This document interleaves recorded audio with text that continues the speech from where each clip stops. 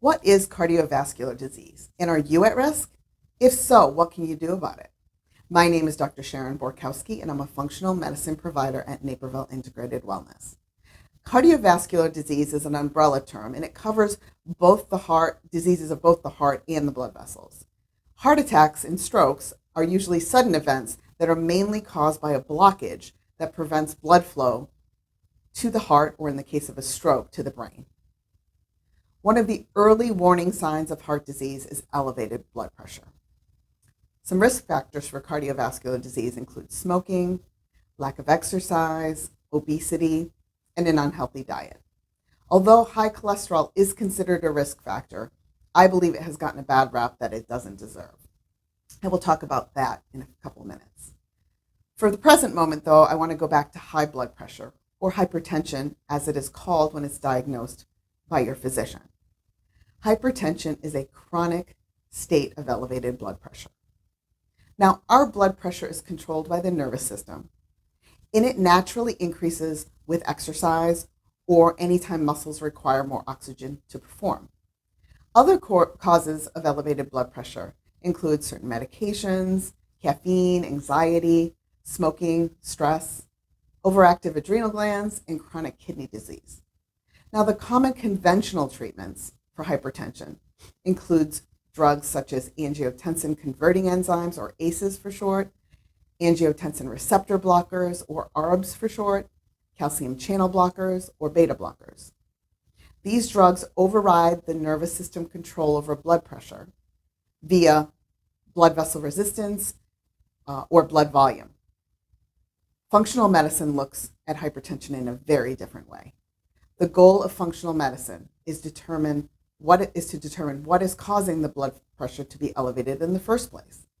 Now let's take an example of a person who experiences stress compounded by an unhealthy diet. Now this is a gross oversimplification, but one can't effectively restore healthy blood pressure without addressing the things that have a negative impact on the functioning of the nervous system. Both chronic stress and a lack of proper nutrition will prevent proper regulation of blood pressure. Now, I want to come back to cholesterol for just a moment, because as I said, it gets a bad rap that it doesn't deserve when it comes to cardiovascular disease. To put it simply, cholesterol is found as part of the material that's in the blocking area of an artery with people with cardiovascular disease. However, the missing part of the story is that cholesterol does not stick to the walls of healthy arteries. So it doesn't make sense as an effective strategy to treat cardiovascular disease to give somebody medication to lower cholesterol, because it's not the cause of the problem. You can read more about this on the blog on this page. To summarize, cardiovascular disease is a disease that leads to damage of heart and blood vessels. This damage over time can lead to heart attacks and stroke. There are various risk factors that are associated with cardiovascular disease, and some of these include an unhealthy diet, stress, anxiety, smoking, obesity, and certain medications. Now, these factors can lead to high blood pressure, among other things, which is an early warning sign for cardiovascular disease.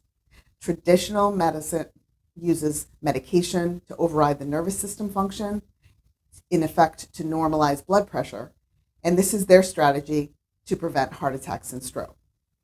Functional medicine looks at risk factors and seeks to remove obstacles to proper function, and also to implement healthy nutrition and lifestyle strategies to restore proper function of the body.